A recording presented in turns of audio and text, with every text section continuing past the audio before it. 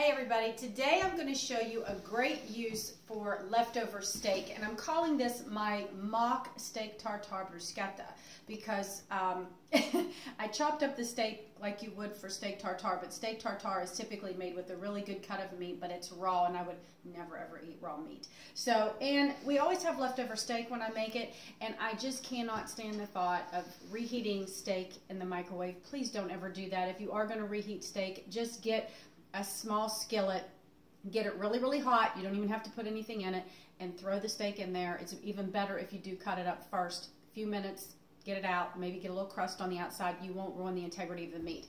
But for this dish, I thought it would be a little bit different to mix it up. So I made what you would, I guess, call somewhat like a bruschetta. I trimmed all the fat off the steak, and then I tossed it with fresh onion, tomato, garlic, and then I put some Anaheim pepper in there because my husband likes pepper. And then just some, oil and a little bit of vinegar. And you let that set at room temperature because you don't want to eat it cold. Now, the other thing that I made to go with this is a horseradish yogurt. And I wanted to show you, this is what fresh horseradish root looks like. It's very, very fibrous. And in order to process it, you have to peel it. And then there's several ways you can do it. You can grate it with a box grater, you can use a microplane, or what I do to make life easier is I chop it up, throw it in my food processor, and let the food processor do all the work.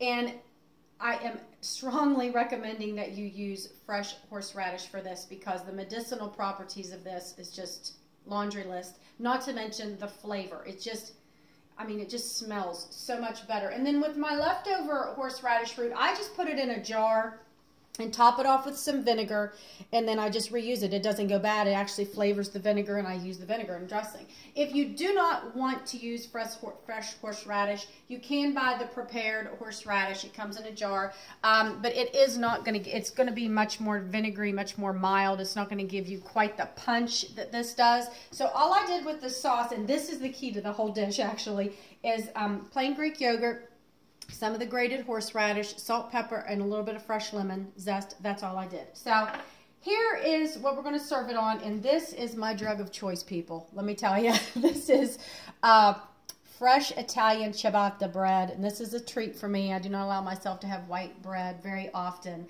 and I'm Italian, so, this is a utensil. We didn't eat with forks and spoons. We ate everything on bread. So this is a treat for me, and my stepdaughter's coming over later, and she doesn't know, but she's taking the rest of this bread home with her so I don't eat it. So this is how you make it.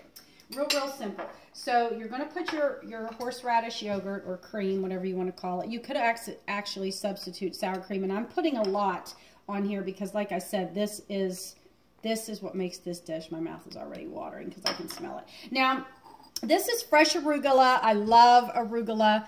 I like it just by itself. It's a standalone flavor. So you don't have to. You can use spinach, or you don't really have to put anything. But you know me, I like to get greens in wherever I can, especially since I'm treating myself today and eating white bread. And then you just top it with, gosh, I wish we had smell-o-vision because this smells unbelievable. You top it with your steak mixture, and you're just gonna eat it. Now, I'm not gonna take a bite of this on camera because it's gonna make a mess, but that's how you make it, and you have a mock steak tartare bruschetta, and it is packed full of flavor. Now, I do recommend if you're gonna eat this, eat it early in the day. Like my husband's going to eat this for lunch today because it is a simple complex carbohydrate, and you want to be able to move around. Don't eat this before you go to bed because it is not the healthiest. The bread isn't, but everything else is. Everything else is very, very healthy for you, especially the fresh horseradish root. So I hope you guys give this recipe a try. Thanks for tuning in.